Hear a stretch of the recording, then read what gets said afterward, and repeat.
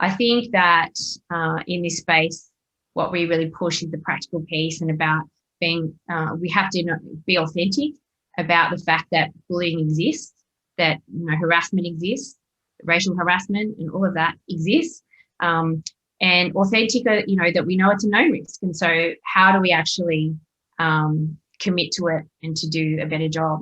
So that's sort of that authenticity part. So understanding it, turning up the dial. We always sort of talk about it with regard to psychological health and safety, and really starting to take that risk management approach will take you leaps and bounds ahead of so many organisations right now.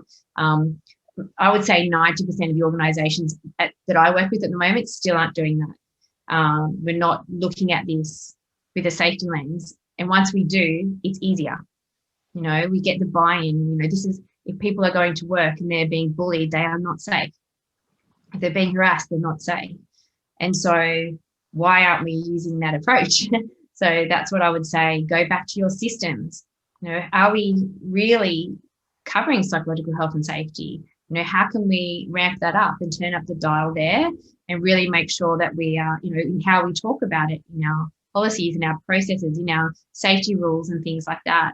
I think that's a big part. I think also the education piece is enormous, because people just won't know what they don't know.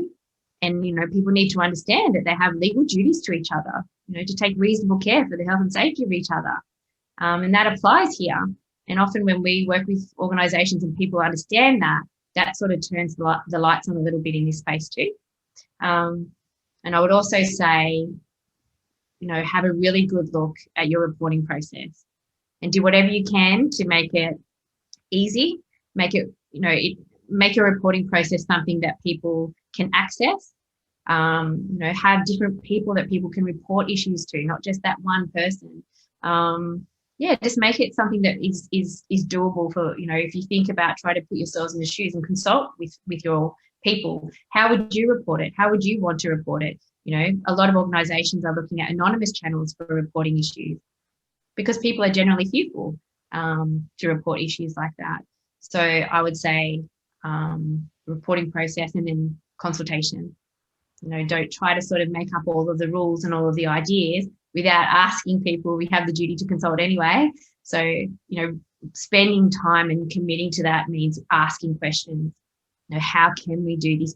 How can we do this better? How can we sort of improve in this space, in the respect space? If people are fearful to report, why are they fearful to report? And then start from the other side, from the risk management point of view, how can we start, really improving and enhancing our systems? I think that would be it's at 5 tips. Yeah, just to get on, to really start shifting. And if we don't get overwhelmed and we have a bit of a plan in place to sort of just start ticking things off, it will make a massive difference. And I see that all the time. So I think that's a key one.